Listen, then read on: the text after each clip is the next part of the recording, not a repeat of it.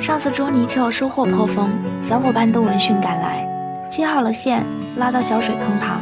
小朋友的好奇心如同我小时候一般强烈，不同的是，迎接我的一般是竹子炒肉。出水的时候，蓉姐说捉几条鱼给我看看，结果是一活，当然有专员做。她的原话是：这比工地扛水泥还要累，淤泥杂物会堵住筐，还要时不时的清理。没有想到里面的淤泥这么深，经过几番尝试，也没能捉到一条泥鳅。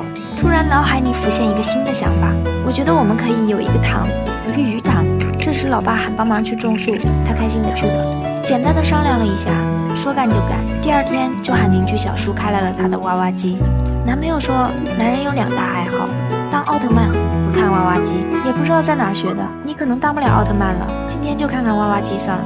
别的不说，工作效率那是杠杠的。顺顺真人打，看来是跑不过了。全程我都盯着在看，别说，看挖挖机还挺好玩的。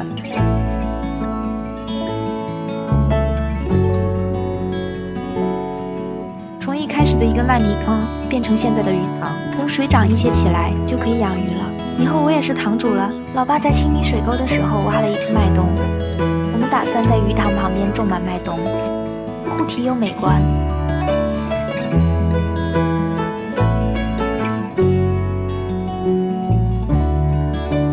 鱼塘的水也涨了一些起来，一个负责把整个麦冬拆散，一个负责种，又是分工合作，效率还是很高的。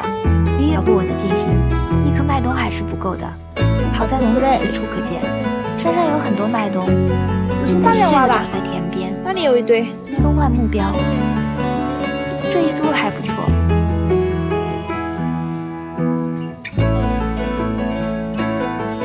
太远了。又发现一颗矮小的竹子，他说造型好看，挖回家种的。这挖边糠子不太好了。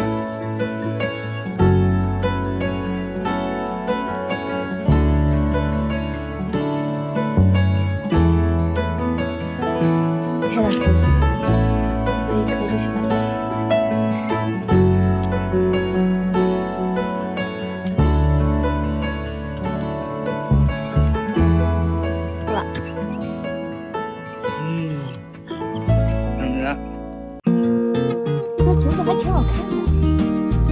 再挖一个差不多就够了，得赶在天黑之前完工。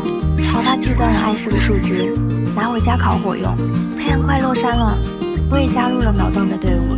从这双手套不难看出来我有多勤奋吧？我肯定种的比你多。整体效果看起来还是不错的。挖来的竹子先安排在花坛里，再给它喝盆水，让它慢慢长大去吧。做合格的堂主，自然不能置之不理。砍2根竹子，做个网。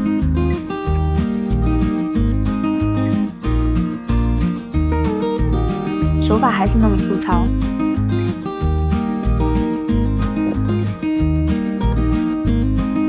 坏了的纱网物尽其用。这么小我比较熟，能穿进去吗？小时候经常帮奶奶穿针，大家应该也没少做吧。这画面说不出来的怪异。他说等他练练手，以后绣花给我看。算了吧，你这比萝卜细不了多少的手指。你们说这网可以拿去捞鱼吗？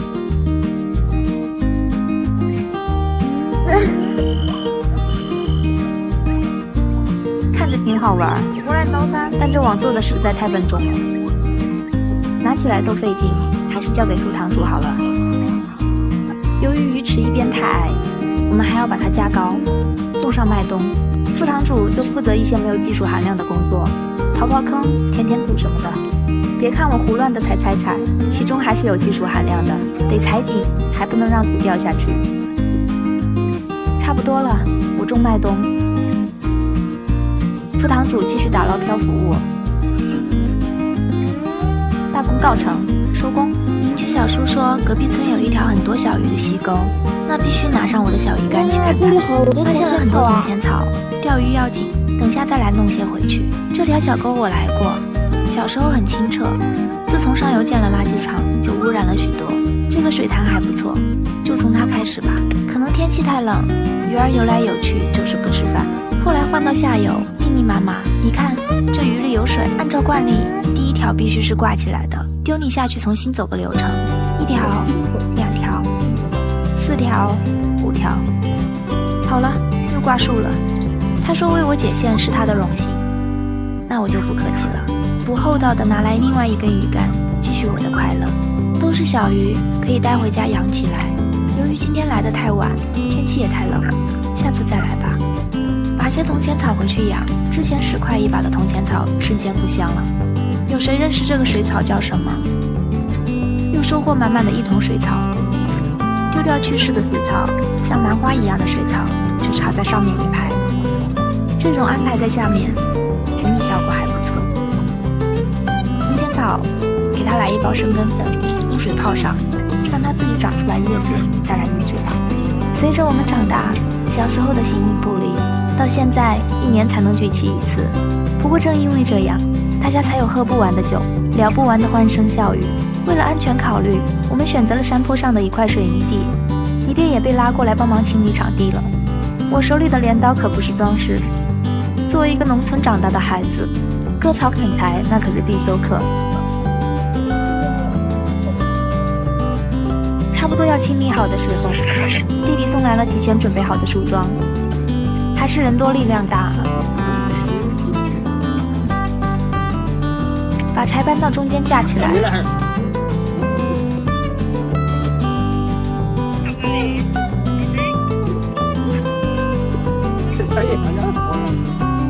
你爹可能觉得篝火不够高，搬来砖垫底，还没搬完就被叫过去抬木桩。这么大的树桩够烧1个晚上了，几个壮汉费了好大劲才抬上来，中间休息了4、5次。怎么看来这树桩也得有300斤以上。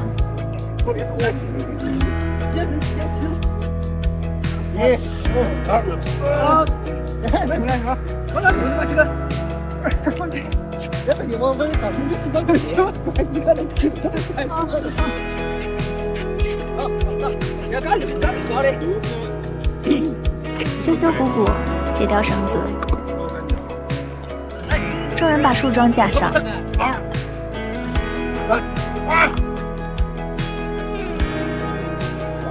也准备的差不多了，大家点点关注看后期，期待今晚的篝火晚会吗？门口的小水沟时常需要清理，干脆砌一下。老爸干活一向都很认真，拉好线，防止挖的时候出现误差。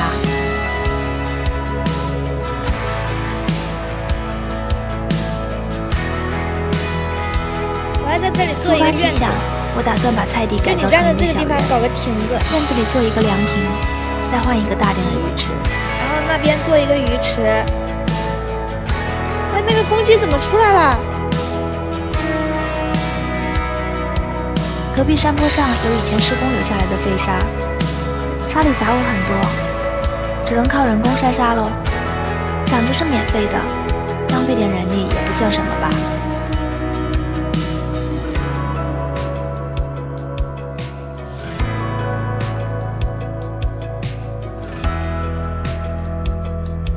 像搬混凝土这种活，绝对不会让我插手的。看起来还挺是那么回事儿。首先把水沟底部砌上，他肯定是觉得桶小了费时间，换了个大的。再拌一点沙浆，然后拆掉院子的砖墙，砌在小沟两边。这大概就是拆了东墙补西沟吧。搬砖的时候发现了一棵蕨类植物，还想把它种上。要把这个种到墙，种到什么墙上？可能是因为我喜欢花花草草，它也潜移默化了。老鼠窝了。应该是麻雀吧？这是狗毛。狗毛啊！感觉里面有老鼠屎啊！搬完砖，由于这几天有雨，奶奶从山里砍来的柴还没有锯完，又给自己找到事儿做了。虽然之前我没有用过锯子，耳濡目染了这些年，学起来也挺快。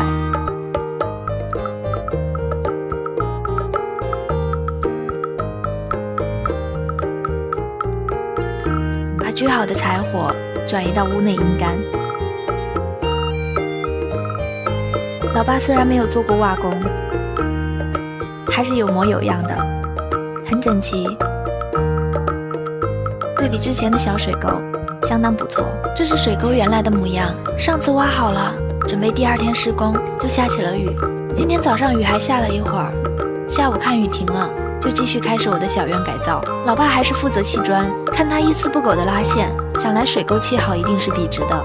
上次没用完的水泥都凝固了，男朋友用凿子一点一点把它凿开。化身小工的男朋友，在挑了2次砖之后，又开始犯起了懒病。为了少走路，把没有计划拆掉的院墙拆了个洞。也是2点之间直线最短。喜欢偷懒的人是不是都比较聪明？沟里有很多雨水，第1层的砖我们没有用水泥，选择把砖横着，让受力面积更大一些，这样就可以缩短一些工期。男朋友告诉我，他买的洋葱开花了，他不认识水仙，就觉得长得像洋葱。工作还在有条不紊的进行，今天就暂时铺好下面1层砖，持续更新我的小院改造哦。今天清洗一下鱼池，鱼儿就暂时住在盆里，大一点的几条都上了餐桌。有些鱼身上都长了白毛毛，上抖音查了一下，说需要给鱼儿消毒。临时去药店花20大洋买回来的高锰酸钾。这个泥鳅堵住了出口啊！池子里竟然还有2条漏网之鳅。啊，出去了！哎呀，出去了，出去了！下次泥鳅火锅你俩肯定跑不掉了。还想跑，小样儿！漏网之泥鳅。嘿嘿嘿，小伙计，你又想钻洞了？你这么大，你肯定钻不过去啊！感觉他真的生病了，都长毛毛了。这个小花鱼，看来我们又见面了。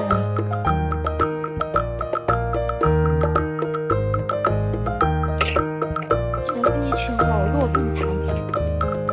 用高压水枪把鱼池里的青苔冲干净。其实我特别喜欢这个鱼池，由于过滤系统问题，鱼池需要经常换水，换水也比较麻烦，对鱼儿也不好，这才让我萌生了想要新建一个鱼池的想法。热点水把高锰酸钾化开，是谁呀？高锰酸钾吗？也是第1次用这个消毒，教程是鱼池颜色要深一点，那可以了吧？给鱼儿消毒的颜色是桃红色就差不多。怎么成深紫色了？这还桃红色呢。对呀。全部倒进去了，鱼儿呢？鱼儿在那。感觉颜色有点浅，再兑几颗加深一下。看一下。把滤纸和抄网也放进去一起消毒，让鱼儿们洗15分钟的消毒澡，期间需要抱氧，出氧泵功率不够，好在男朋友肺活量够，氧气配上高锰酸钾可以有效的杀菌，鱼池里就简单多了，又解锁了高压水枪的新功能。放水，换上干净的自来水，熟虑的药水再加一点。把鱼儿放进去，大功告成。这里搭个棚子，这里做个鱼池，这边种棵树。今天是改造小院的第3天，趁着没有下雨，姨爹一家也过来帮忙了。这条沟工作量相对来说比较大，2个人做的话可能要2、3天。今天人多，争取1天把砖的部分完成。把墙上拆下来的砖修整好，还可以继续用。这样的砖现价值2块钱1块，拆出来继续用能省下来不少。小3轮还是比人力快很多。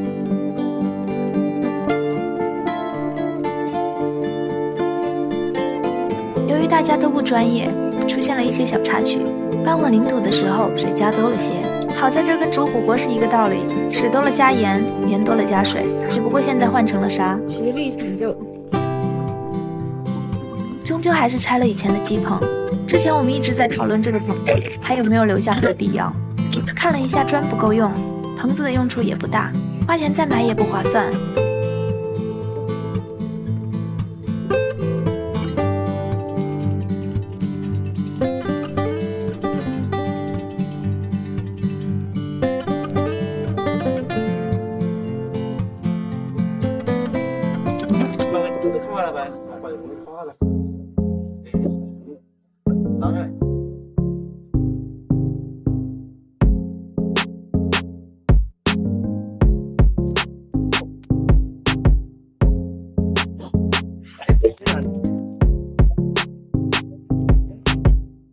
猜出工作一切顺利。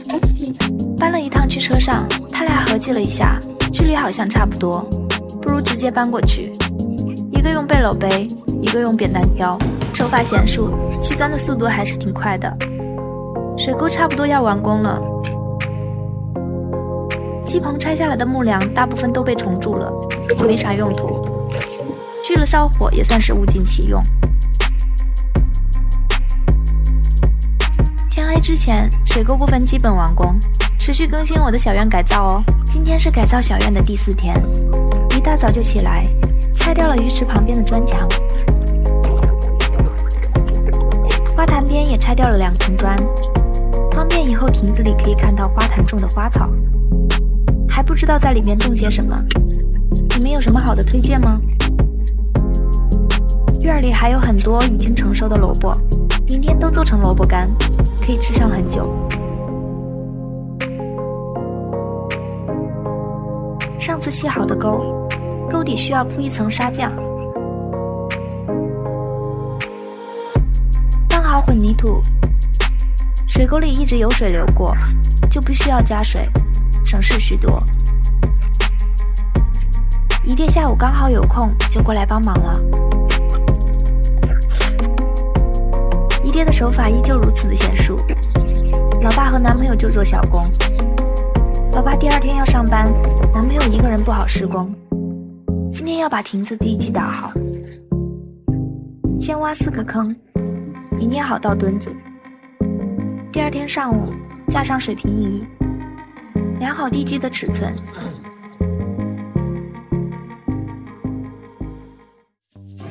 再把砖调整到想要的高度，围起来，一个简单的模具就做好了。看着简单，前前后后花了2个多小时。吃过午饭，还要去山坡上筛沙。到目前为止，我们用的沙都是从这里运下去的，里面杂物很多，好在都是免费的。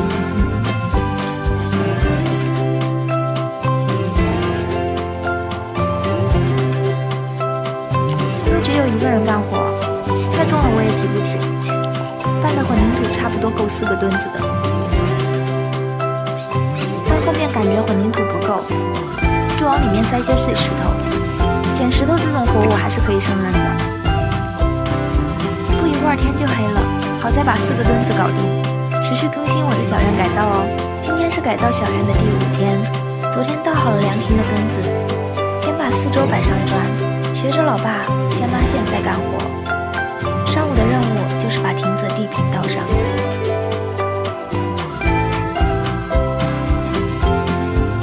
把周围的泥土铲平，摆出来的砖才是一条直线。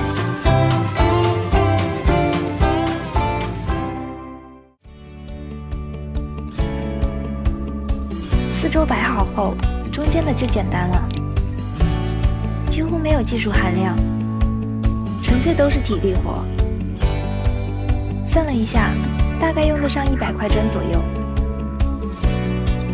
，1块砖算20斤，那就有1吨了。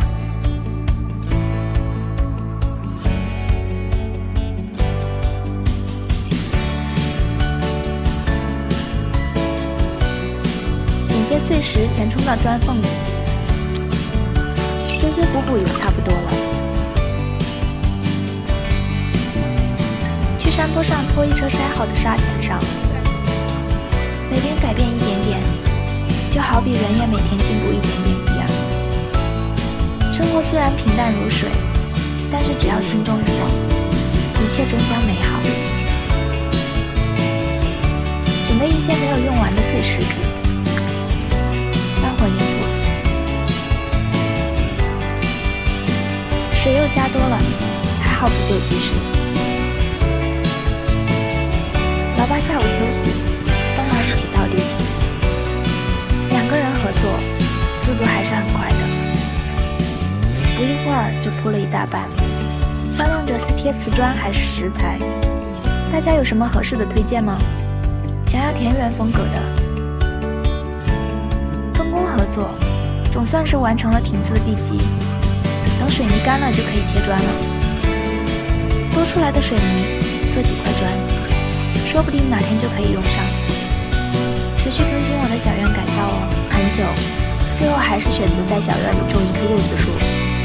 在我们这儿也是吉祥树，因它谐音柚子，有保佑子孙后代的寓意。主要还是因为家里刚好有。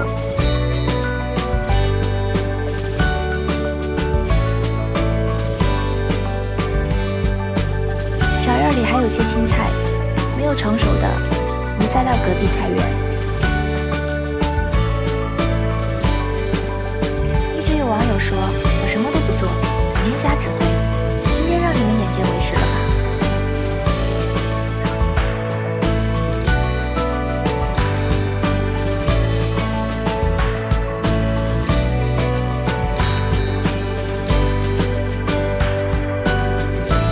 这么多白菜一次也吃不完，做成酸菜是个不错的选择。砍下来的菜叶给鸡吃。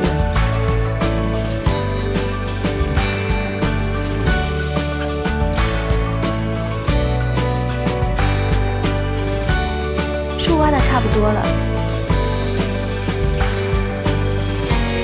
这时候男朋友拖了一个我不认识的工具过来，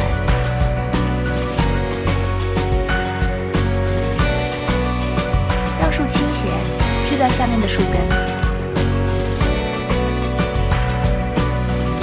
露在外面的树根修剪掉，在不损伤树的情况下，尽量减轻一下重量，方便后面搬运。树滚到路面上后，搭起来一个三脚架。第一次看到这个场景，还是电视剧里一小川举鼎。今天举树，不过分吧？只要思想不滑坡，办法总比困难多。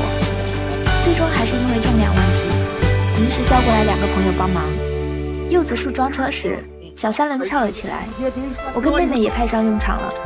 这下不会有人说我啥也没做了吧？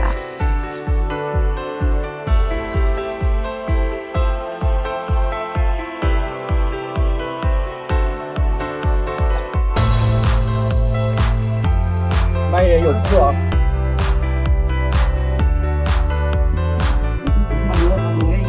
后面就顺利多了。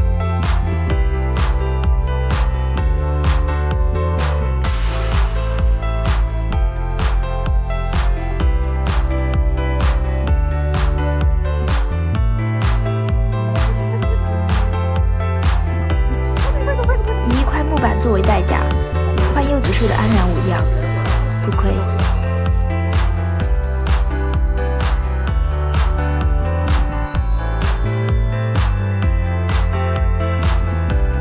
挖个大坑，先往坑里倒水，尽可能和成稀泥，这样做可以提高树的存活率。你在干什么啊？帮忙啊！你可真是帮了大忙了。太想不用来干这个。那我谢谢你啊。不用谢，是啊。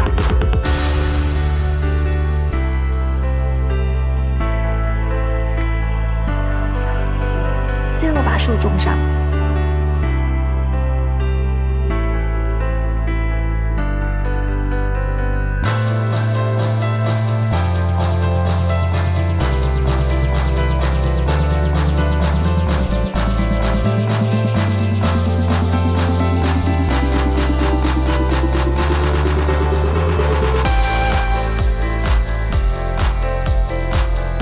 网上买的软品也到货了，等地平干了就可以贴砖，然后安装凉皮了。持续更新我的小院改造哦，今天是改造小院的第7天。小院里地面高低不平，今天的任务就是平地，把多出来的土填到水沟旁。一直心心念念的鱼池，终于也提上了日程。鱼池的位置我们选在靠近水沟边的角落里，方便排水的同时，鱼池的背面也可以当院子墙来用。论偷懒，我就服你，小车轮胎都是瘪的，你都可以拉过来用。没办法，只能叫师傅一会儿过来换了。饭雇来一个朋友，本来昨天还在下雨的，跟他说今天带他去钓鱼。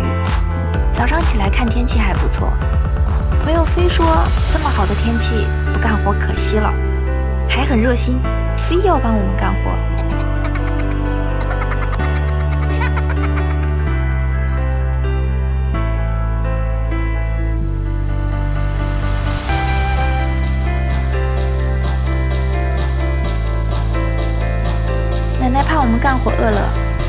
烤了几个红薯。正如你们看到的，今天谁都不可以说我没有干活了。作为一个农村长大的孩子，这些可都是基本技能，考试要考的。花了100多大洋，换了2个新的轮胎。本来男朋友是打算自己换的，考虑到没有专业工具，最后还是妥协了。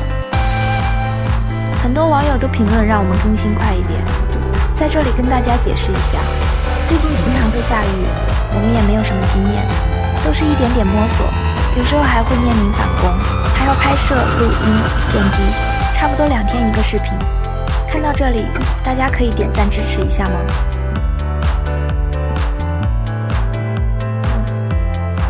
吃完红薯，小推车轮胎也换好了，得抓紧工期了。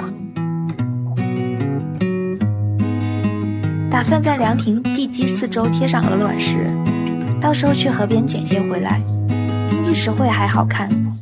持续更新我的小院改造哦。今天是改造小院的第8天。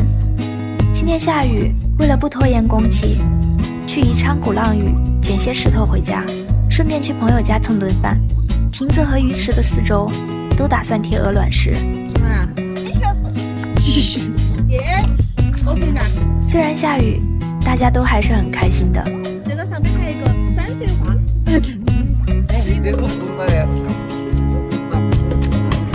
你们瞧没见过世面的？尤其是这2姐弟，我就喜欢你们这种没有见过世面的样子。尤其长得好丑。开玩笑，好看好吧，纯天然的，不掺杂一点杂念，好不好？就是爱你。清朝的。这是哪里的呀？清朝的。后来我跟你说，你给我见识个垃圾！我那个爱头绝对是侏罗纪时代的，还玩清朝的，我的跟恐龙一个年代的。就说这个石头像不像个腰子？这像个腰子吧？这个还行，这个还行，有个吧。你看那个腰子有点虚。看到没？这是海螺吧？好像不是啊。但是说你知道为什么有这个吗？好神奇哦！他是渔民过来的吧？干嘛？打飘飘。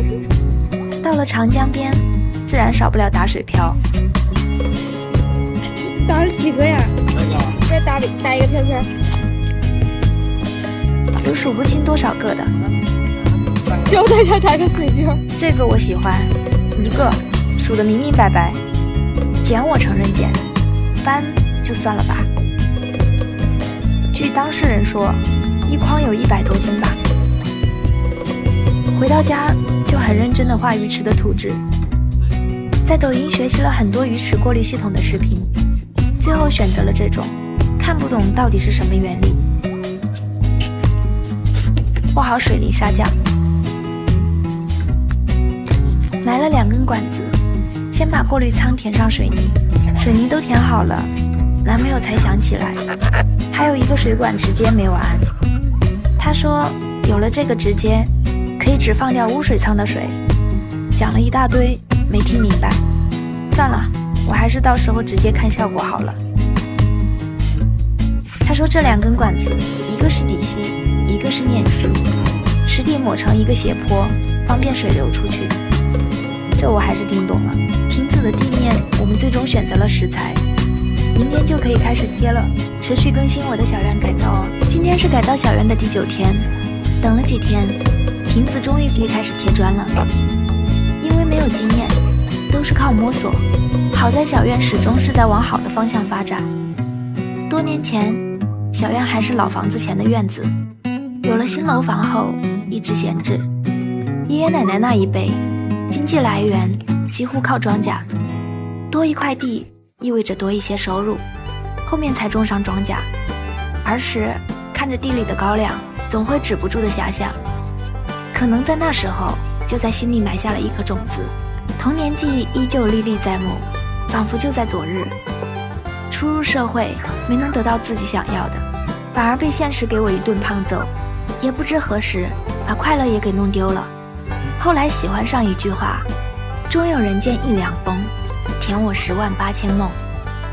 我想拥有一个小院，一个属于我们自己的小院，一个可以让心灵休息的地方。闲暇之余，种花，养鱼。没有经验导致不得不挑灯夜战，2个人硬生生从中午12点干到晚上12点，时间方面没有一点水分，也总结出一些经验。有条件的，大家还是请专业挖工吧。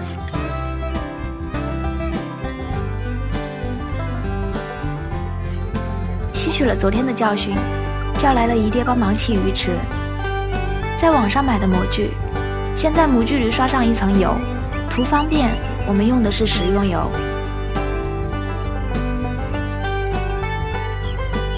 敲一下是让气泡少一些，这是昨天做的。我们准备铺在院子当踏脚石，经济实惠还美观。太阳也快下山了，砂浆也用完了，今天就到这里吧。今天是改造小院的第10天，在我们自己砌了1天鱼池后，没办法，专业不对口，不得不低头。最后还是决定请一个专业的挖工师傅。这样贴出来的鹅卵石确实好看，也不枉我们辛苦捡回来的石头。其实我们3个人也轮流尝试了好几次，怎么都贴不上去。刚好鱼池也需要一个专业人士来解决。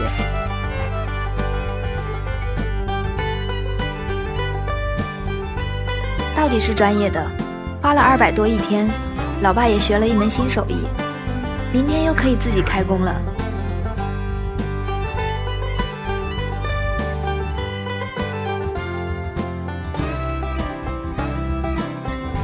目前为止，我们遇到的最大的问题就是鱼池，要考虑防水、过滤等各种问题。最终，鱼池还是小了些。正面我们准备贴2块玻璃，起到观赏作用。墙面也商量了一下，准备贴鹅卵石。鹅卵石用的差不多了，鱼池恐怕是不够，只能再跑一趟，叫上妹妹去长江边上再捡些。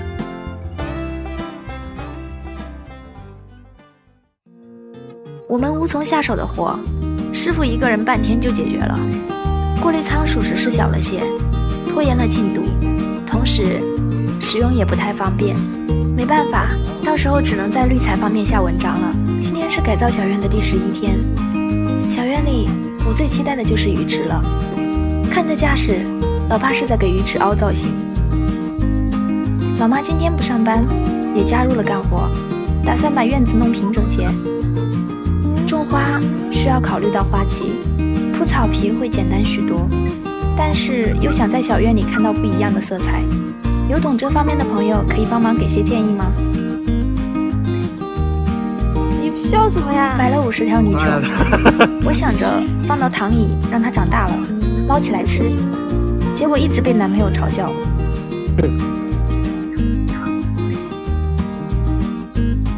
去年放在水沟的铜钱草生长得不错，到时候可以放到鱼池。老爸既不抽烟也不喝酒，爱好也很文艺，平日里看看书写写字，也很热衷于花花草草。老爸年轻的时候也是一个满怀诗和远方的少年，后来有了家，有了我，兴趣爱好也逐渐融入生活。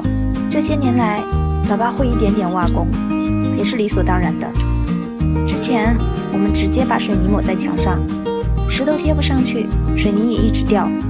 经过挖工师傅的指导，老爸这才掌握。怎么样，我贴出来的石头是不是很好看？也是到后面才注意，妹妹剪的爱心也贴了上去。别说，还真挺像的。事没做多少，饭还是得吃的。又到了挑灯夜战的环节。经过1个多小时的努力，来看看今天的成果吧。上次用水泥制作了1块预制板，今天也派上了用场。整块放在鱼池上，这样就多出来1块平台，也让鱼池多出了许多可能。鱼池的位置整天都能晒到太阳，夏天也能给鱼儿遮阴，也给了我一些施展的空间。老爸觉得差些立体感，搭建了一个斜坡作为水循环的出口。挖工师傅说贴好地砖要等1个星期以上才可以安装亭子。等了这么久，今天好歹把亭子给装上。也不知道1000多买的质量怎么样。其实亭子早就到了，你们可以理解买了东西一直不能用的那种心情吗？老爸帮忙搭上了4根柱子后，还要继续给鱼池凹造型。男朋友也表示一个人没有问题。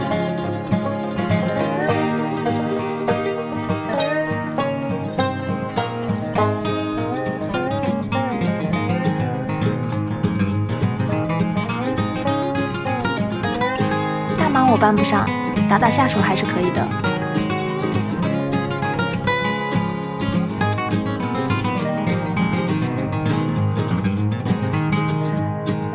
不知道为什么，尤其喜欢日落。今天的日落也格外温柔。有了经验以后，快了许多。本来还以为今天搭不完的，看来还是小看它了。生活很好，记得微笑。众口难调，快乐就好。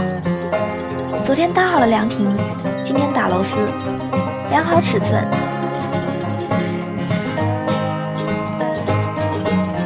膨胀螺丝打好后，再把亭子其他螺丝拧紧些。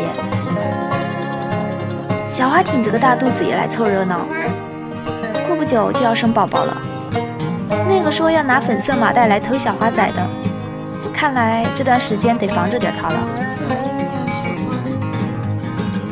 好大个肚子啊，我估计这不小。不得不说，老爸还是挺有想法的。看得出来这是一条鱼吗？用地砖的边角料切出来了一条鱼，还弄了一个2022。问老爸有什么寓意，他说也没啥。今年2022年嘛，记录一下小院和鱼池的年份。今天是改造小院的第14天，今天给鱼池刷防水。一直有人说我的鱼池像猪圈，过分一点的说像化粪池，更过分一些的说像厕所，还分男女的那种。木已成舟，你们就将就着看吧。虽然没有做过防水，还是有模有样的。之所以选的蓝色，是方便以后可以清楚地看到鱼。这么厚吗？刷在墙上看上去特别亮，个人感觉不是很好看。男朋友说以后和水里的藻类颜色中和一下会好看一些。边边角角刷得格外仔细。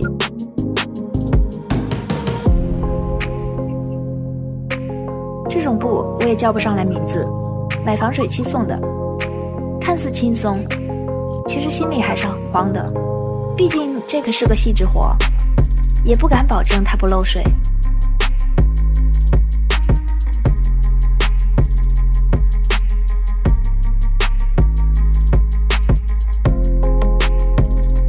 防水是快干的，过了一会儿就开始刷第2遍了。有朋友私信我问鱼池的原理图供参考，等鱼池完工后再给大家介绍遇到的各种问题。3月的馈赠是逐渐温暖的天气和慢慢变好的自己。这是去年冬天搬进屋过冬的盆栽，终于重见天日了。盆栽有大部分是老妈的宝，别看现在不咋样，给他们喝饱水，稍微修剪一下，再静静等待些时日，就能重新焕发光彩啦。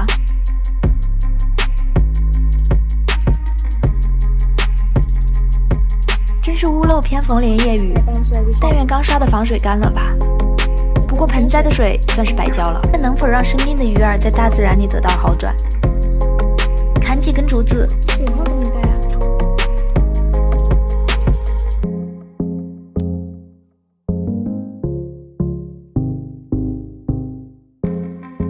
割掉周围的杂草，把竹子摆成一个井字形，固定好。本来我绳子都找好了，不知道他哪里弄来的扎带。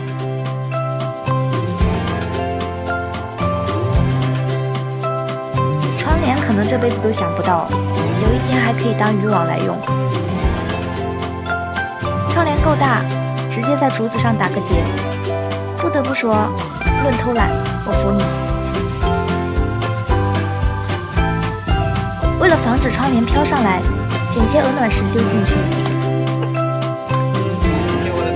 这个个傻子说要打水漂给我看。这里面有多大的鱼？小溪沟有这么大的鱼，你信吗？静置一晚，明天放鱼。第二天，小溪沟里的水还是很清澈的。先舀点水。自从鱼儿生病，也不怎么吃东西了，都瘦了一大圈。这个鱼池虽然不大，过滤效果也不好，还是有些舍不得的。但是鱼养的太多了，生了很多青苔，看起来也很杂。搞一条出来，我晚上把它弄了吃了吧。你要哪个？这个最活泼的那个。就这个翻起来的这个，哎，这个。对，这个怎么样？这个有点小吧。找一个稍微大一点的。这个可以。可以吗？我先拿过去吧，先拿过去，待会儿再挑。今天就让你们回到大自然里疗养。这么高倒下来不会被摔死吧？对准了道啊！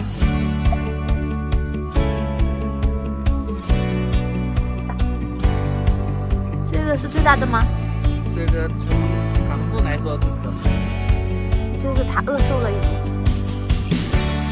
这个不是你钓，这个是钓的吧？这是你钓的。这么小的那一集。这是小花鱼，我本来不喜欢。来个吧。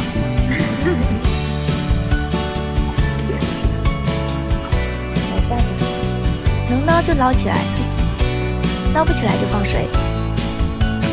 这段时间鱼儿一直在减员，生病的鱼本来是该丢掉的，但是一想到都是我辛辛苦苦钓的，一个都不能放弃，这才想了一个制作网箱的办法。也不知道回到小溪沟疗养的鱼儿能否得到好转。这条鱼都饿瘦了，嘴巴都烂了，本来想吃了的，算了，还是让它去长一长吧。后来喂鱼，自从住进小溪沟后，食欲变好了。希望你们不仅能养好病，还能长壮些，不然我想吃鱼的时候都不知道吃谁了。我们的宗旨是能省就省。上次淘来的几块玻璃，今天给鱼池安上。估计你们又会说，我这是在给猪圈或者厕所安玻璃门了。玻璃是钢化玻璃，朋友家封阳台淘汰掉的几块。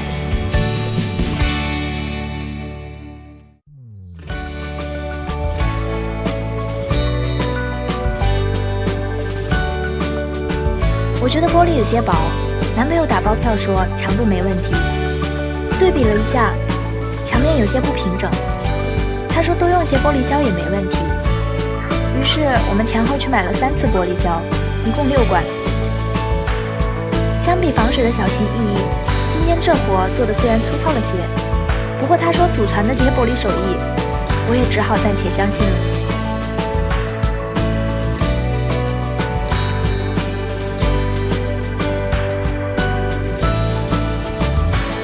钢化玻璃自曝记录有2%左右，如果是免费的玻璃，这个风险我还是可以承受的。接下来的2天就是等待玻璃胶干了。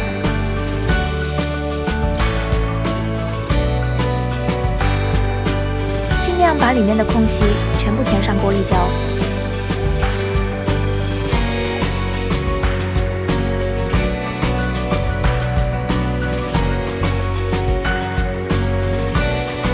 离太阳下山还有些时间，去砍几根竹子，给柚子树凹造型。这么大的蒲公英，你们见过吗？地米菜也过了食用季节了，不过老一些的可以拿来卤鸡蛋。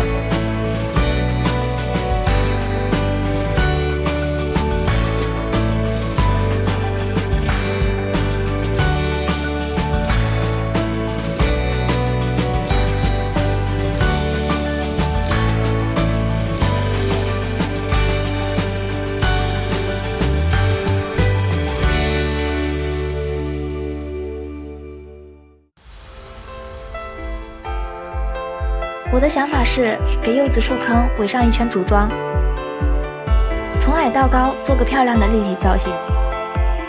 细致的老爸下班回来又给我们纠正了错误。模拟出圆规，画了一个圈圈，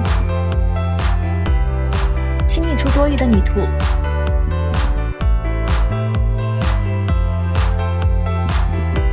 分工合作，看似简单的工作，也是很费时日的。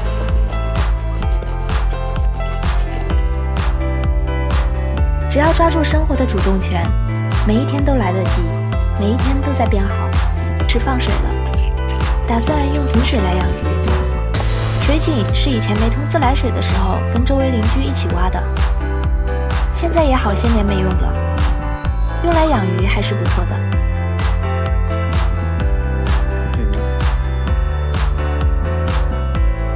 趁着有水，把小水沟冲洗一下。期待了这么久的鱼池，终于也可以放水了。哎，这底下的水怎么没到这边来呀？这还有一管，你要看他们堵吗？那这样不就不好堵了？不会。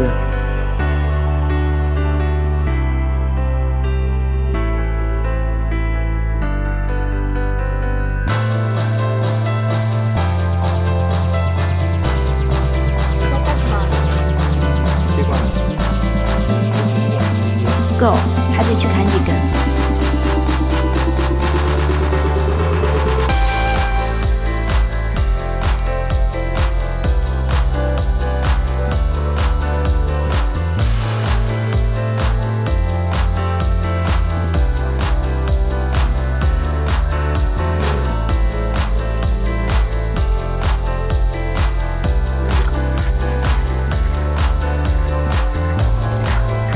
怎么样？用竹子做出来的花圃，是不是挺好看？只是我的鱼池，也许应该好像是漏水了。没错，它的确是漏水了。事实证明，玻璃还是不漏水的。漏水的地方主要是几个过滤仓。当时砌的时候也没考虑到这方面的问题，过于小了些，防水的难度也是直线上升。老爸说多用软枪刷几次。鱼笼破了，补一下用来捉小肥鱼。之前在小溪沟抓的小肥鱼，可能是他对水质的要求比较高。这个是哪儿啊？我认不到。好肥呀！上次做网箱的时候，就一条都没见着了。这次凑够一盘，就给他们起锅烧油。忙完这个，继续做磨盘。对，就是你不按时做磨盘也有10多块了。过几天铺到院子里做踏脚石，一定。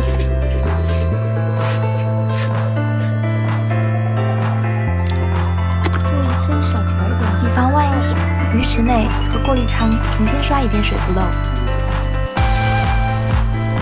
其实应该先刷这个的，经验不足导致只能返工了。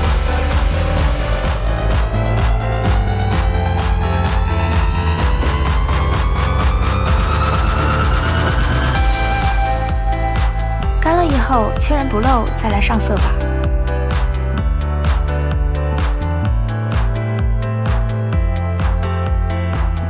小鱼池最开始长这个样子，有了新鱼池，这个角落有些乱，规整一下。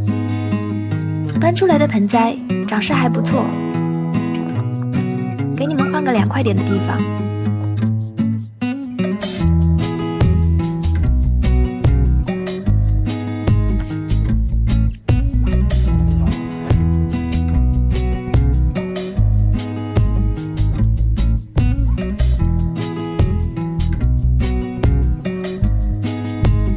是不是觉得我搬不动？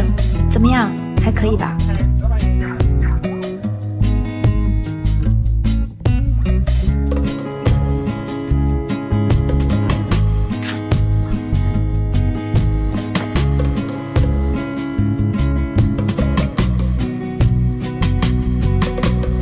原来洗红薯用的鱼池，用来养过一段时间鱼儿后，它的使命也算完成了。纸垂下去，小鱼池变成了过去式。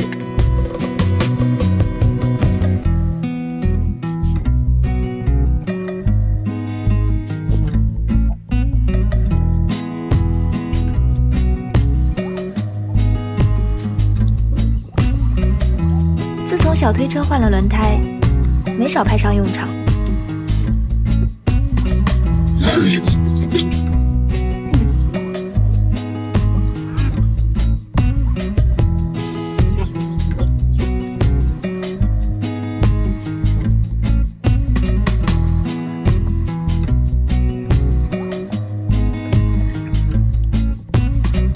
水管需要移下来，自己没有接水管的装备，只能联系水管师傅了。师傅今天没空，约的明天。今天先把准备工作做好。男朋友管这个叫切槽子、打电锤，中途还去买了个工具，我也叫不上来名字。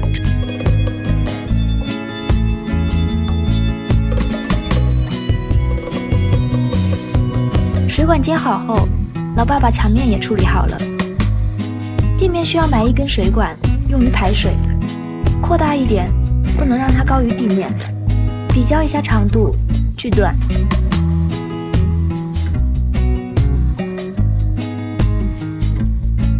管子接好后就可以铺混凝土了。再来，也挺方便，美中不足的就是把我衣服弄脏了。搞我身上啦！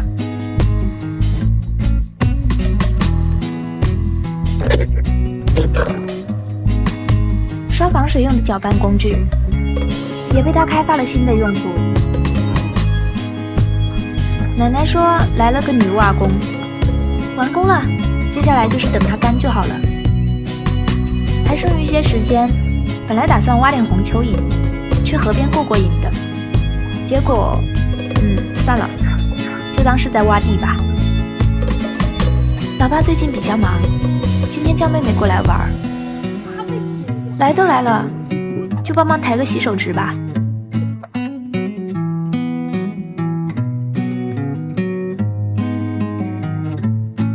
在亭子和鱼池之间做一条小路连通，用草木灰画出来大概的轮廓，稍微往下挖一点点，搬不动。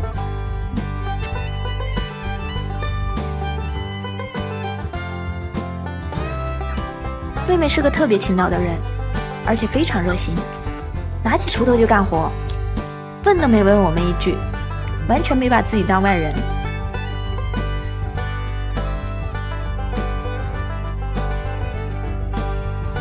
推上了你的小推车，这不，又跟着去捡瓦片了。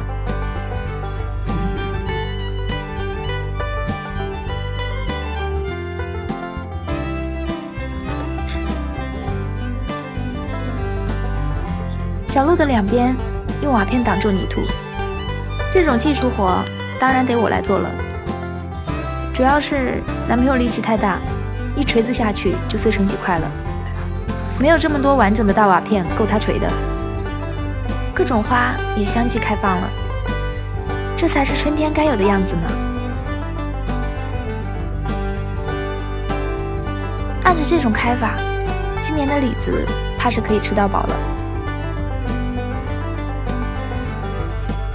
妹妹说瓦片砸起来特别过瘾，很解压，还说下次有东西砸的话，高低也得叫上她。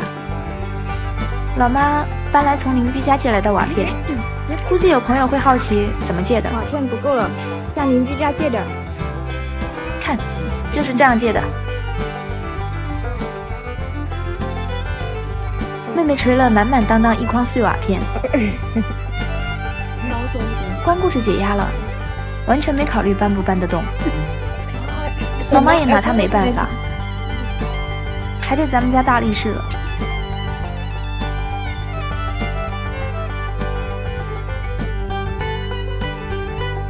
这是今天的工作进度，麻烦点的都完成了，明天继续努力。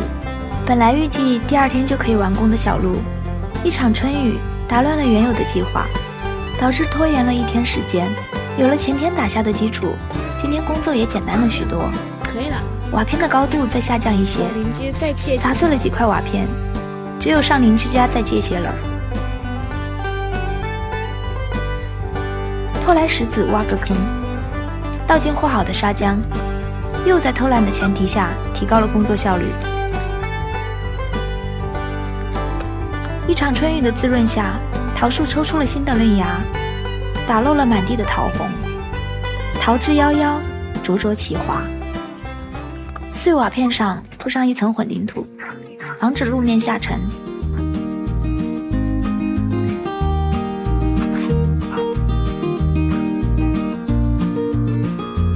制作了很久的踏脚石，今天终于上岗了。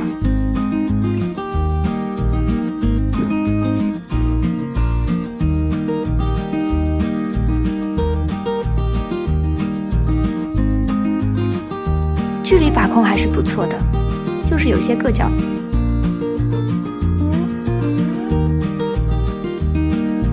拿2个筐，再次来到熟悉的地方。长江边有很多漂亮的鹅卵石，随便捡些漂亮的。男朋友献宝似的给了我一块石头。这是一颗玉石吗？这应该是玉石吧，再不济也是块玛瑙吧。应该是玉石。好吧，没啥感觉。这真的是的。你把这个搬回去，这个可以把它做成一个假山。OK。把石头分一下颜色，因为时间比较仓促，红色的石头比较多，容易获取。其他色系的没有捡到批量的，以后有空再来整改吧。给小路铺上石头。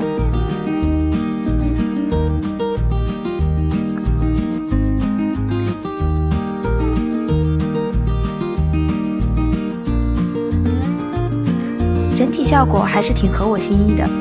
等铺上草皮，应该会更有田园风吧。今天是改造小院的第20天，上一次干活还是7天前了。不是偷懒，主要是天空不作美。今天终于雨过天晴，这样的天气也特别适合干活。商量了一下，还是决定在院子的一角规划一块下雨天也不会湿鞋的菜地。想想以后可以吃自己种的菜，就很酷。老妈也乐不思蜀。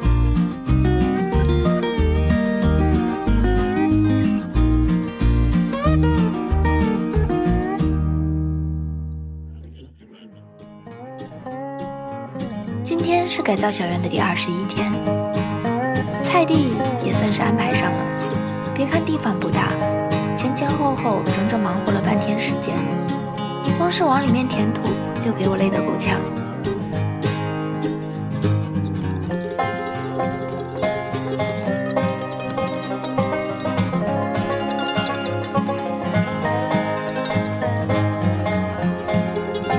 接下来还得给他安排一条小路，这样以后下雨天摘菜也不会弄脏鞋子。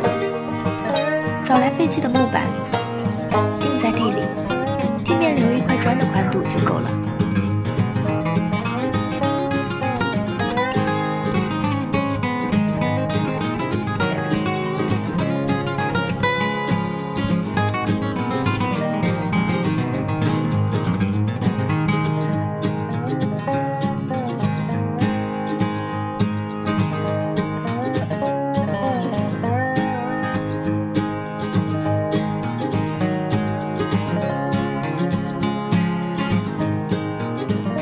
就这样直接铺碎瓦片，也挺美观。有了老妈帮忙，进度明显快了不少。左边一只狗，右边一只猫。等妈打理菜盆，还跟着一猫一狗左右护法。鱼池前也规整一下，方便以后看鱼。依旧是用草木灰标记出轮廓，再用砖头围起来。按照以往的经验，一堆车的混凝土基本上是够用的。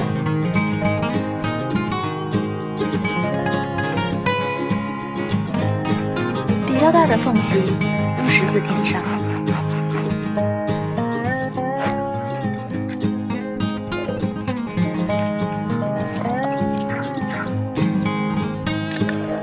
之前混凝土不是多了又是少了，今天把控的不错，不多不少，刚刚好。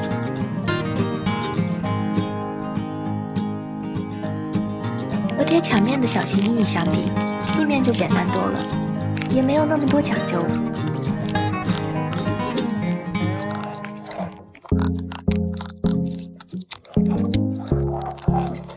中间的贴起来有些费劲，男朋友拿来2块木方，一开始我还没有看懂是要干嘛，有时候不得不佩服他这聪明的小脑瓜。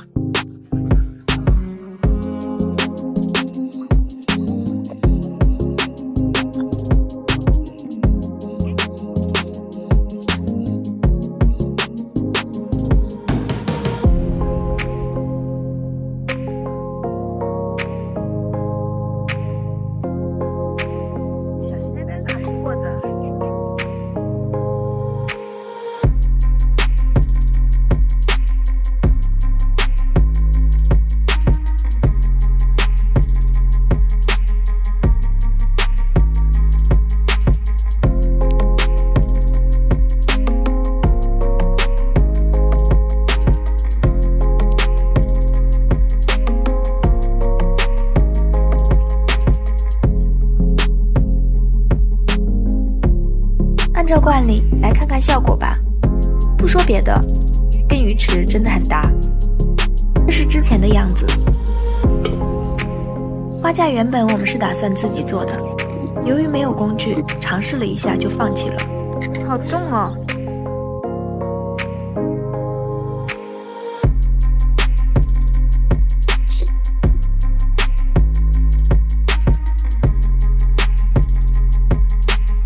还是成品来得快，旁边过几天种上爬架花，放在小院的入口。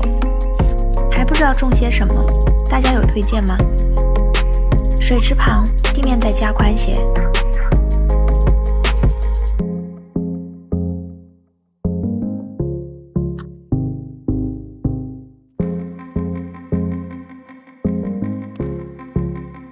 鱼池拆掉的砖块终于又回到了它原来的地方。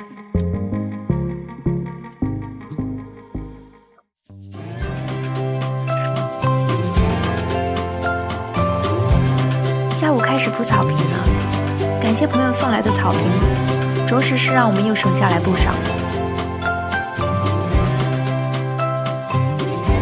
花架也换了位置，看着有点矮，老爸又找来砖块垫高了一些。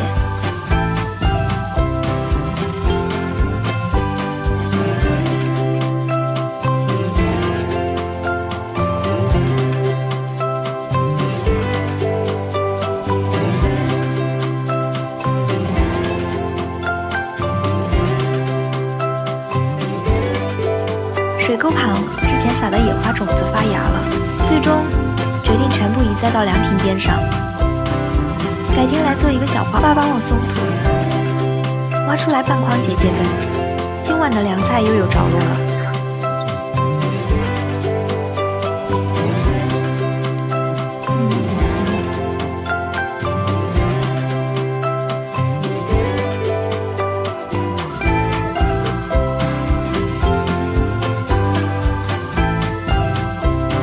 时间紧，任务重，今天全家总动员，分工合作。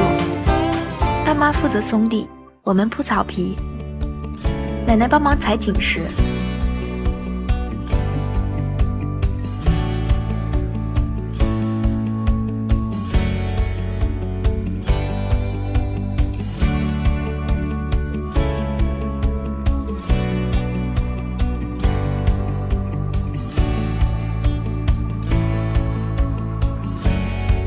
这样的石板路才是我梦中花园的小路嘛，都是在山里田间寻回来的，就是有点费男朋友和老爸。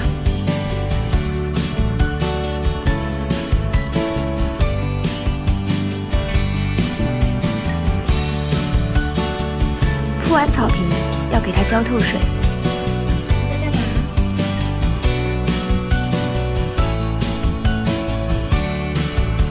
冲水过程中也出了一点小状况，管子破了。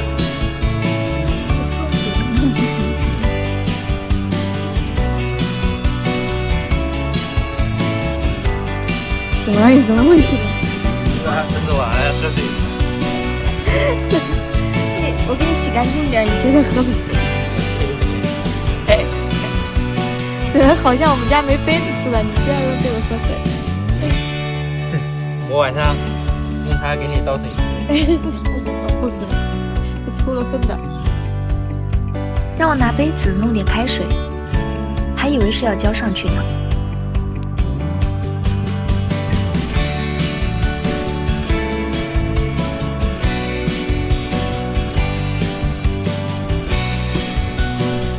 浇完水采石就完成啦，大家觉得整体效果怎么样？好了草坪，小院的面貌得到了极大的改善。这段时间的天气忽冷忽热，前2天还在穿棉袄，这2天就穿上了短袖。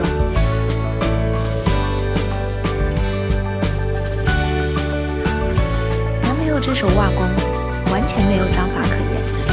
好在施工验收都是自己。这什么？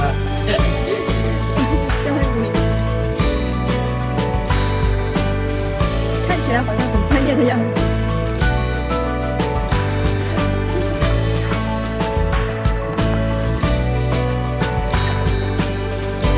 没用完的草坪不能浪费，先铺在桂花树下，以后哪里需要就铺在哪里，也挺方便。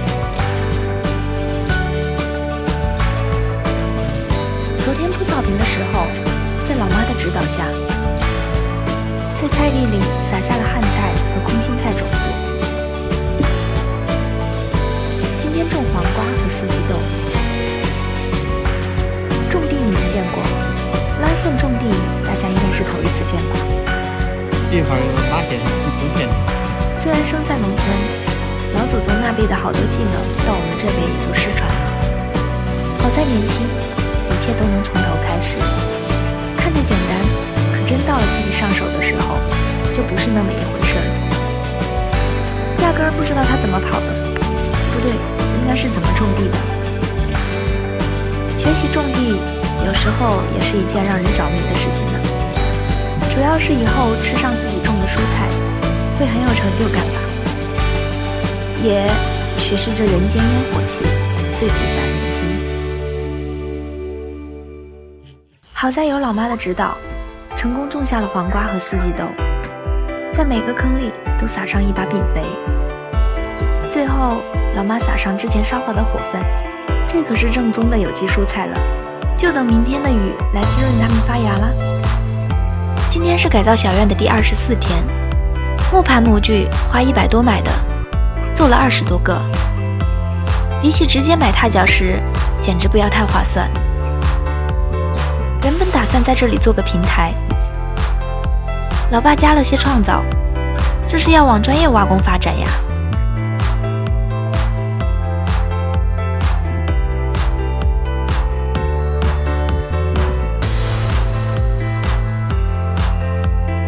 不仅用完了小山坡上的沙，之前塞沙留下来的杂物也不可以放过，用来种花再好不过了。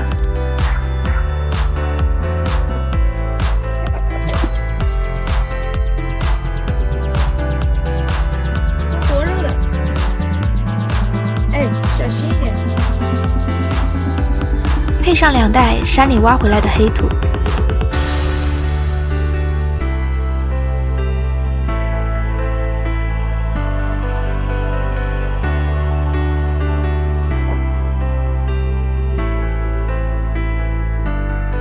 之前砌水沟的时候就已经做好了规划，特地让空心砖有口的一面朝上，就是打算在里边种些花花草草。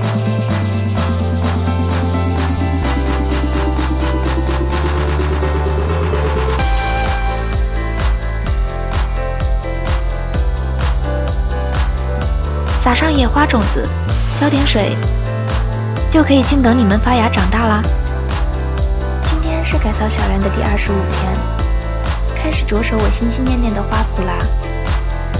用草木灰标记出轮廓，石头是小溪沟里捡的，着实给我们累够呛，随便摆弄几下就很有田园风。之前移栽过来的野花苗长势也不错。推来一车碎石子，铺在地上，需要很厚，薄薄一层就够了。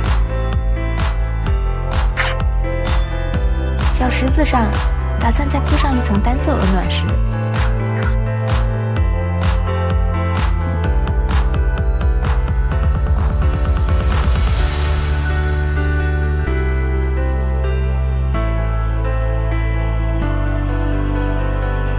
草坪修整一下，为了美观，还是拉了线。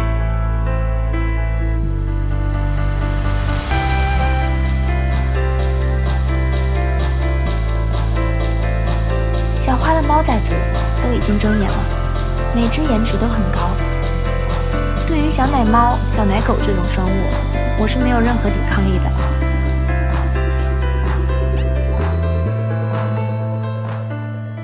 这一筐是我们3个多小时的收获，代价是疼了2天的腰。大家觉得小院里还差些什么呢？这个角落规整一下看起来还是不错。纯色鹅卵石不够，就暂时这样吧。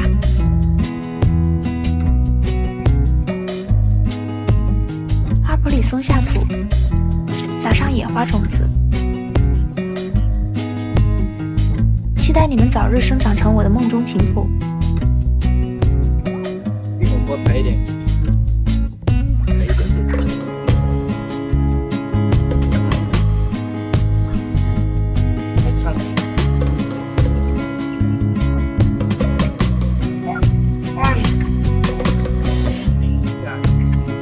猪槽摆在鱼池中间，在我的帮助下顺利的完成。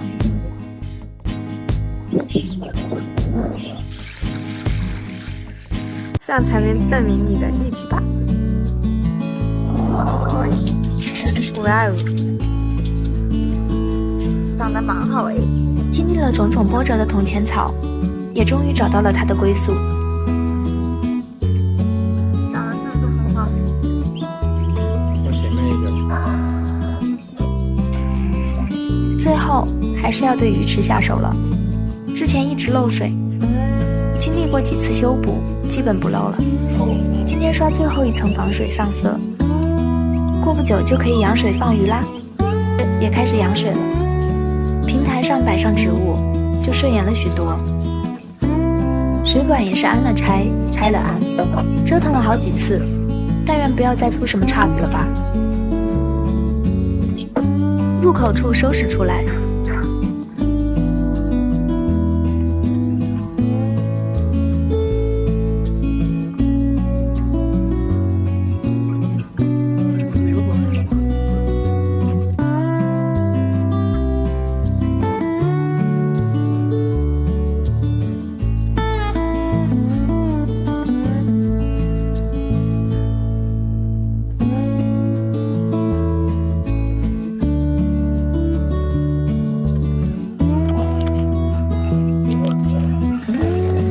也不记得是第几次给它换地方了，哎，就当锻炼了吧。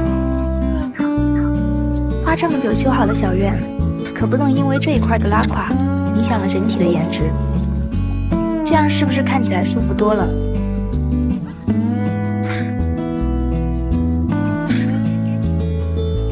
花圃里前几天撒了野花种子，保险起见，再给它盖点土。今天都是一些琐碎的事情，但是我们要把琐碎的生活过成自己想要的样子。想要以后过什么样的生活，就得用心去创造。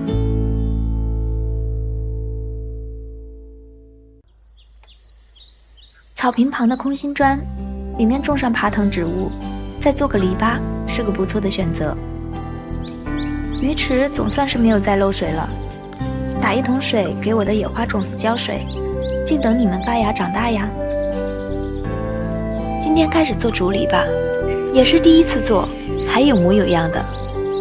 量好尺寸，锯断。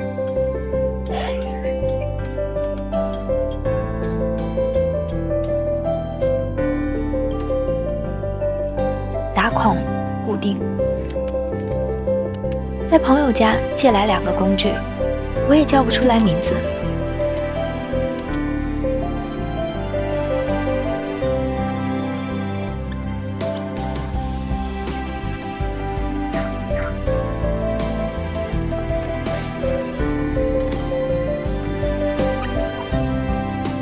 过老爸的指导，成功制作出第一个成品。熟练之后，制作起来就快了许多。剩余的先完成框架。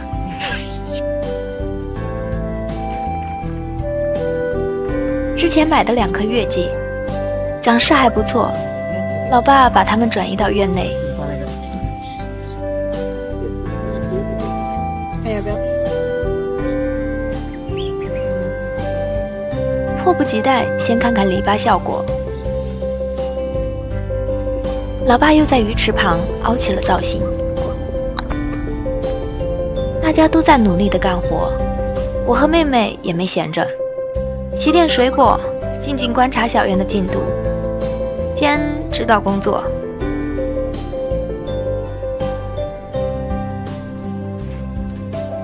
鱼池过段时间就可以养鱼了。经过2天的努力，篱笆终于完成，安装工作有条不紊地进行着。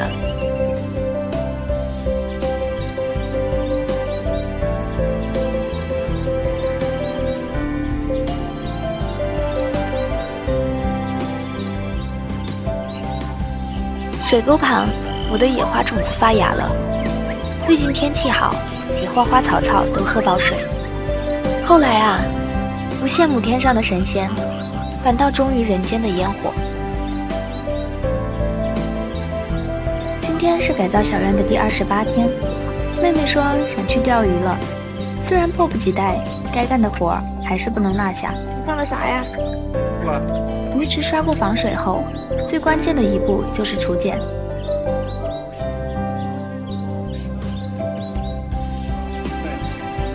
用完家里的2瓶醋，又去搬空了村里小卖部的存货。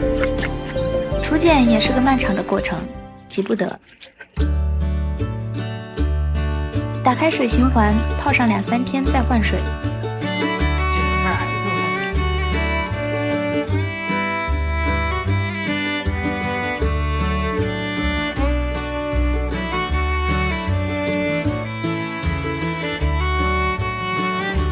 妹妹也早就等不及了，一直钓到天黑都不愿意走。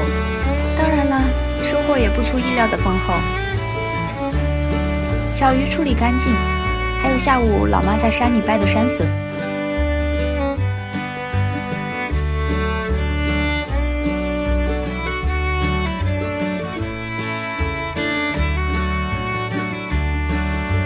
别看这鱼小，别提有多好吃了。从小就不喜欢吃鱼，不过小鱼除外，不会卡刺，完了还贼香。无论煎炸焖烤，吃2碗饭一点问题都没有。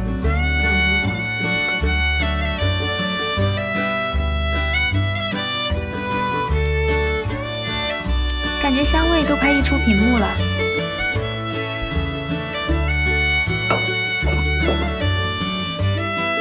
刚吃完饭，老爸又开始凹造型。今天下午的任务就是砍很多竹子，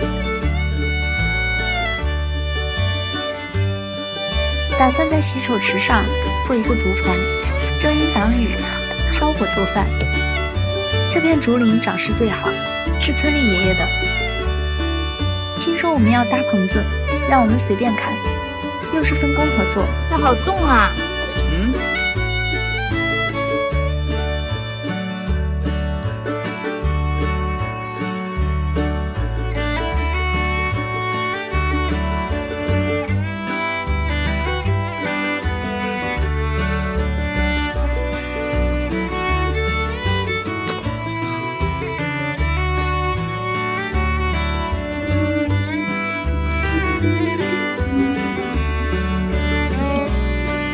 之前被雪压断的很多老竹子，也都让我们带了回去，给爷爷奶奶拿了些酒水壶，非让我们带回家。老一辈的人都是这样淳朴善良。为了实现水果自由，买了2棵枣树、2棵无花果种在院里，这也是几天前的视频了。今天抽空整理出来。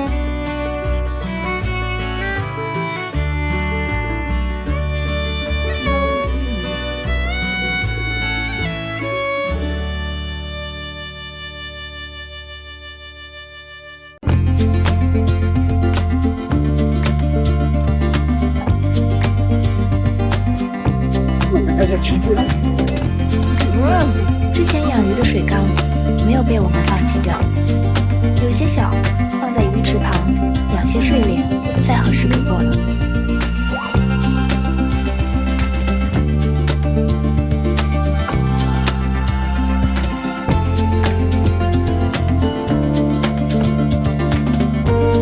冬促竹简的水池有了很多白色巨状物，今天也给它换换水。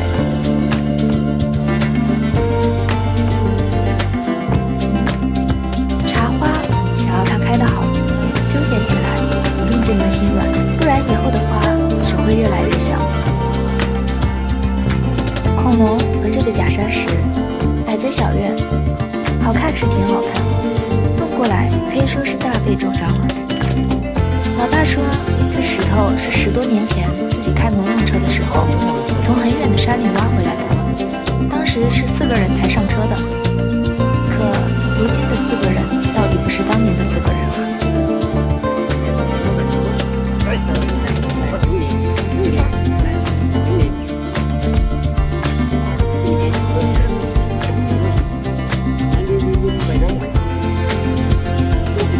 好在是在农村，左邻右舍喊一下，凑齐6个人才抬过去。你们说这石头大概有多少斤？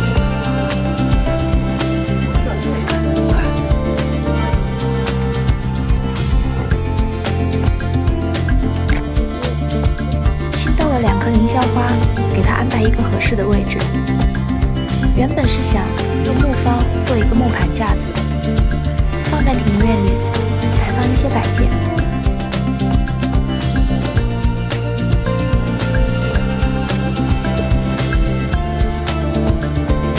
在第2天1点，今天是改造小院的第30天，鱼池算是男朋友最期待的了。这不，刚出院就迫不及待地继续给鱼池除茧了。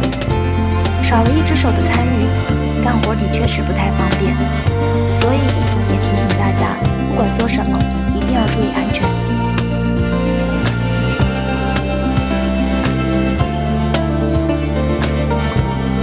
吃啦。1个星期没回来，家里有了很多变化。砖缝里的野花全部发芽长高了，红枫也抽出了嫩芽，月季有了花苞，樱桃过2天就能吃了。跑车够大，勉强算是装回来了。月季在南方，1年有3季花看，种在小院是个不错的选择。老爸也喜欢捣鼓这些花草树木，很是开心地搬了过来。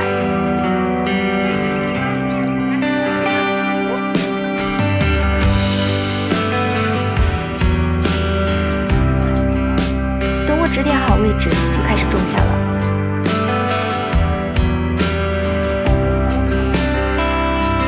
煮火锅啊！接着给鱼池冲鲜养。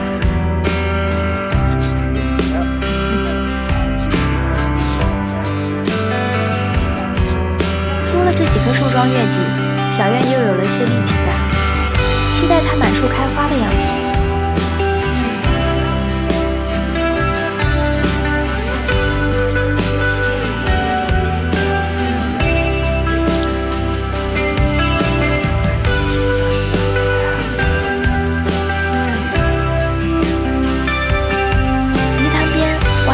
发酵过的肥沃土壤，配上鸡蛋壳，有条件的可以加些花生壳之类的，经济实惠。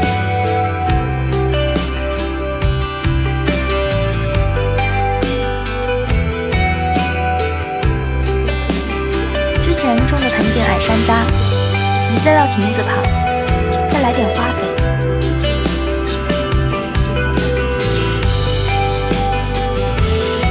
花苞的意思是我今年有山楂吃了不打折，顺带买了些防腐木，后面搭个葡萄架。老爸最近老毛病犯了，腰疼干不了重活。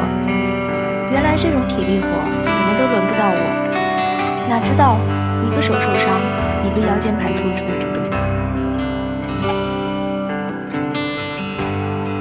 家里紧缺劳动力，不得已请了壮汉弟弟过来搬树，3下5除2就搞定了。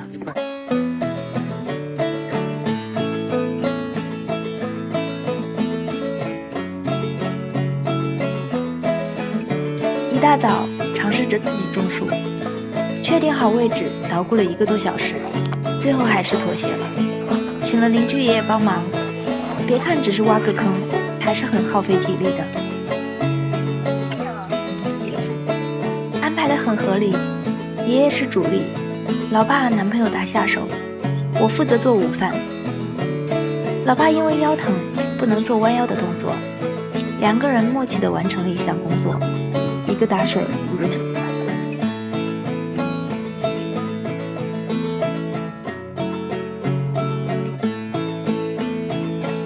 吃过午饭，又开始了下午的劳作。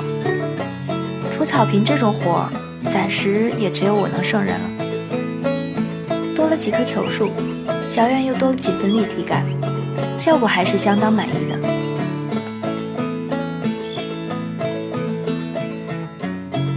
多余的2棵种到门口花坛里。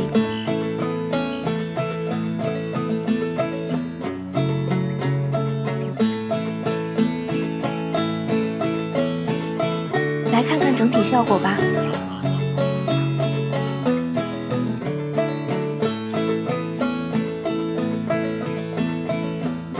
草坪长得实在潦草了些，给你们剪个平头。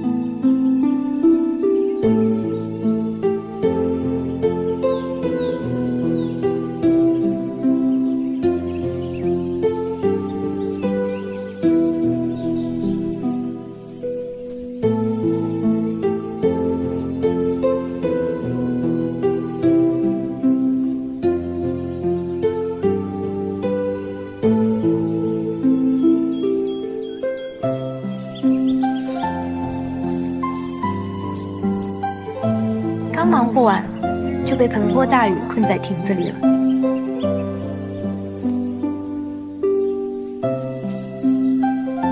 这是刚刚下过雨的小院，又有了一番新面貌。今天是改造小院的第33天，几天没见，小院默默发生着变化。野蛮生长的草坪，修剪起来效率很低。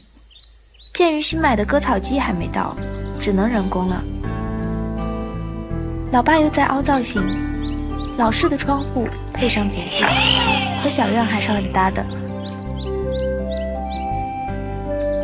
剪的草拿给鸡吃，对你们这么好，要是能下几个香草味的鸡蛋报答一下我就好了。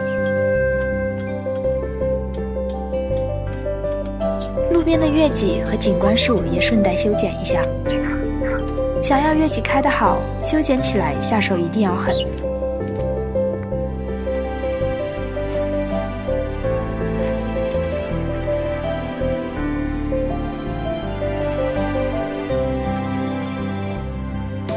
买的成品秋千，3个人研究一番，分工合作，也就我做1顿饭的功夫就完成了。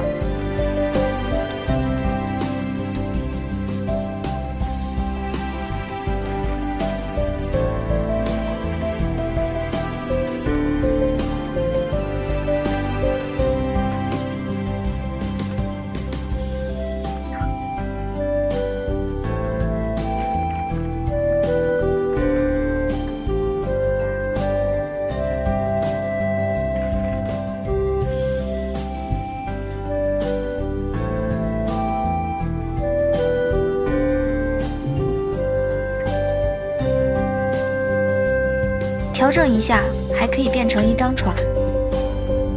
某人，今天是改造小院的第34天，我的小院竟然有彩虹。不能玩。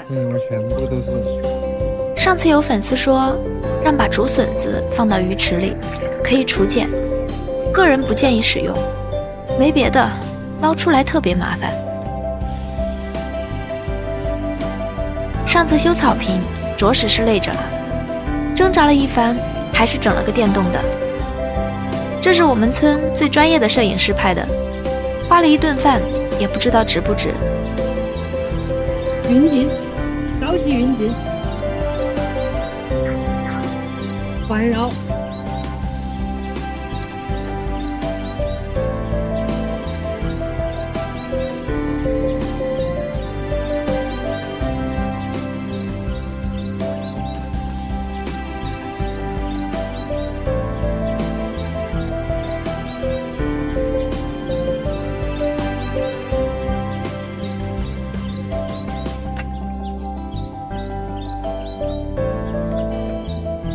这也是鱼池的最后一遍除碱消毒了，加高锰酸钾，剂量大，泡个1-2天就够了。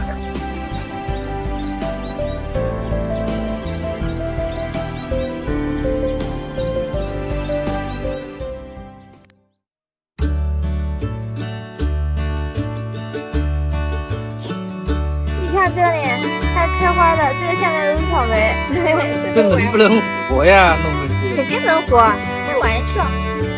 回家的路上，在村里草莓棚里挖些回家种，能不能实现草莓自由，就看你们了。主要任务是搭一个葡萄架，防腐木是前段时间就买回来的，量好尺寸，锯好木材。不要老是这样搞这些事情好不好？人家会说我虐待你。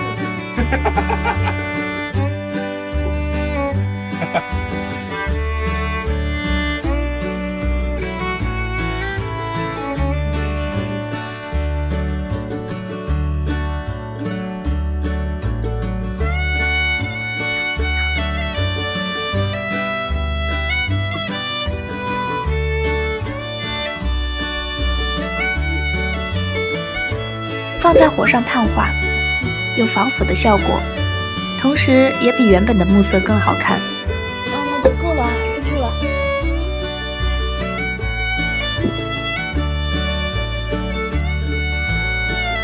我去做饭啦。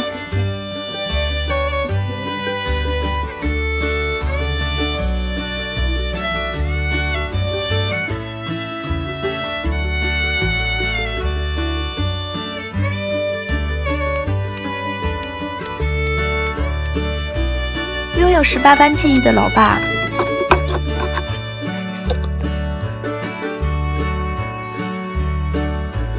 挖煤的小邹，我看看这个字。我550多。还有一个粉刷匠。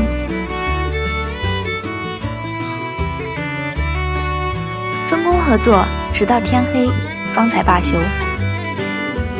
别看只是搭个葡萄架，过程还是很麻烦的。这是小院的俯视效果。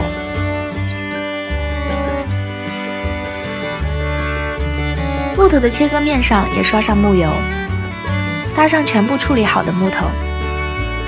也是第一次改造院子，从萌生这个想法到如今，全部都是我们一家人合作完成，很多都是现学现卖，有些地方做的也不够好，但都是通过自己的努力，还是成就感满满。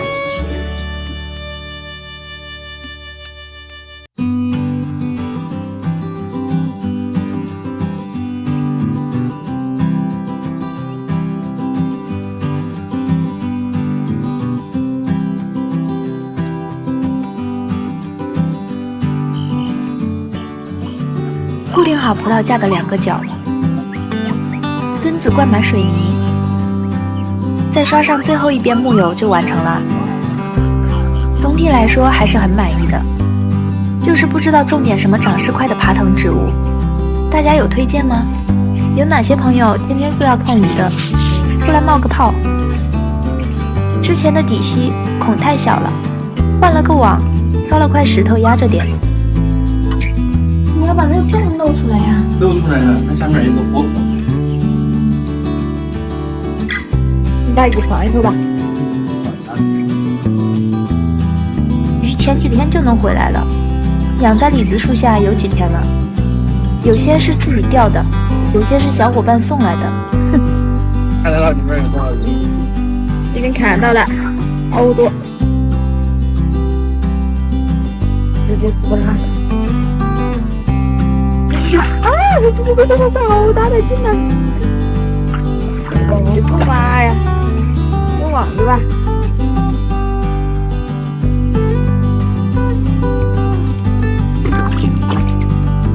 不咬人，我说刚才咬人。不咬人。啊！咬到我的网子了。讲我就卡死你们了。你要把小黑绑死啊！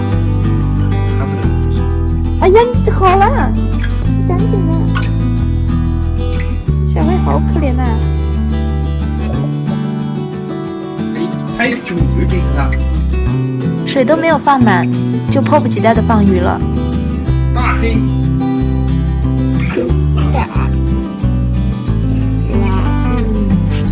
这是最大的黑。最大的黑是那一个，哦，这个不是最大的。这是老二。哎呦哎呦哎呦！还有一只等着鱼跳水的猫。还有那些手机。我在那里玩鱼，你是在那里说起来。小花，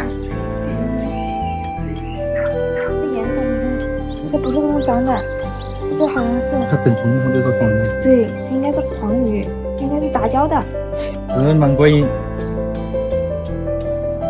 力量给我蛮大，但是最大的已经，这个是刚才搬出来的那一个来做件事。 ，7天不能沾水。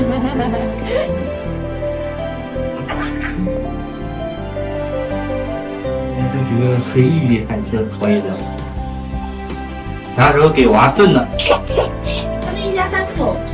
啥时候给娃炖了？自从开始放鱼，某猫就已经住下了。小花，你咋了跑我吗？你把那块都扭扁了。你看它的鳍，中间劈了一个洞，修成了。中间劈了。我们踩里面，它才这么小，这个。那不木，瓜子脸的，它这个瓜子脸。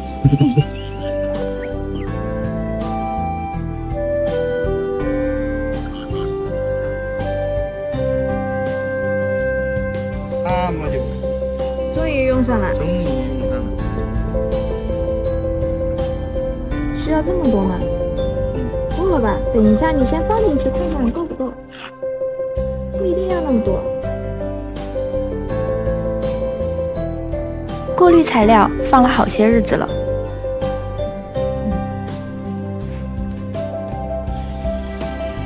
滤材就有3种：毛刷、藤棉，还有细菌污，没有那么细致。感觉这个好像不够哎。我那边要搞一个4条的。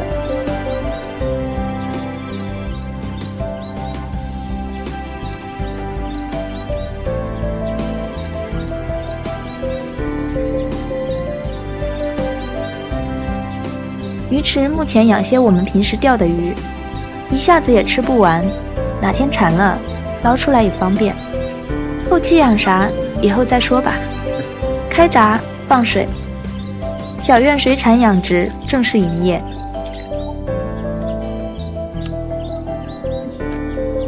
有一只充满期待的猫，它就等着送一条鱼出来。小花也成了鱼池常客，盼望着啥时候有条鱼能从天而降。看鱼的人和等鱼的猫。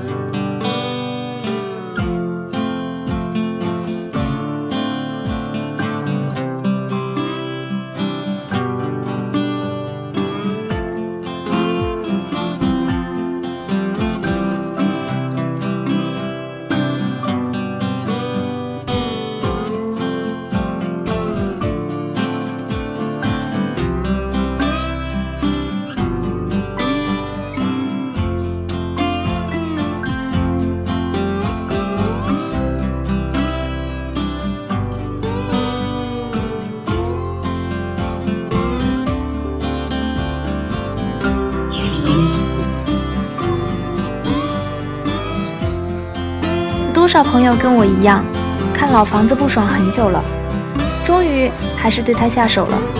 先用高压水枪清洗一遍墙面，用水泥修补一下。墙面是多年前的3合灰，一直有沙子脱落，先刷上一遍墙胶加固。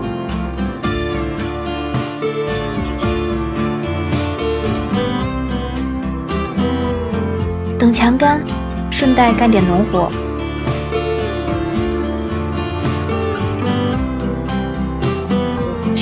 快点去找我！那里面有蛋吗？没有蛋，它肯定已经搬走了。我们把它放在树上去吧。我放不好，你来吧。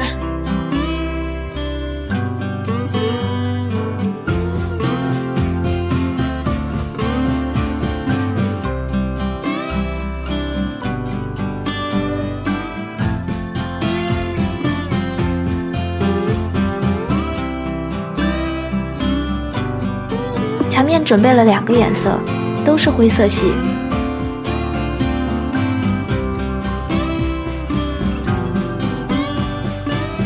刷墙看起来也是很解压呢，边边角角也不能放过。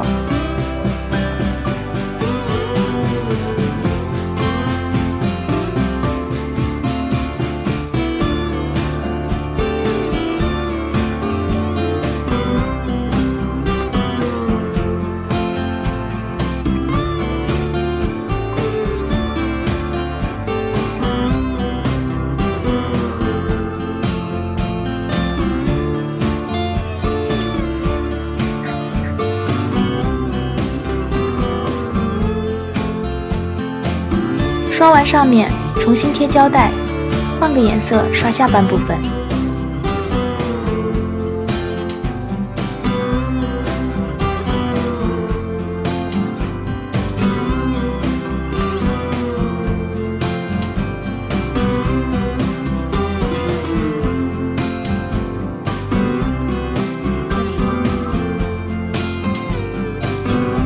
是不是感觉改头换面了？剩了一点外墙漆，也不能浪费，车库再给它安排一下。剩的不是很多，也就没有刷得很均匀，下次再补吧。不够的地方，老爸自己设计了一个小图标，还是很有艺术细菌的。许多人说亭子应该自己搭一个的，后来觉得水池这块也需要一个能遮阴挡雨的地方，索性就自己搭了一个，万一不好看也可以拆掉。总共花费195，其中防腐木油3桶150，运费5块，5斤配件10块，液化气30左右，总共耗时7天，砍竹子1天，主体框架2天，碳化刷木油2天，封顶2天，都是靠摸索出来的，期间也有不少插曲，些许失误，好在都能补救。你也没看，我说你也没看。